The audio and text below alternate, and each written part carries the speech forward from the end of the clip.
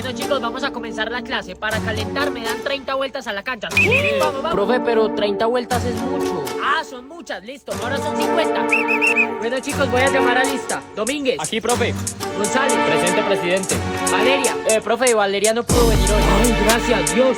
A ver, chicos, vamos a ser muy sinceros. Yo no quería venir hoy a trabajar, pero tuve que venir para que me paguen mi salario. A ustedes no les interesa mi clase. Entonces, los hombres me juegan fútbol por allá, las mujeres voleibol por allá. Y para mañana me traen escritas las 10 reglas del tenis de mesa. A jugar, no me molestes.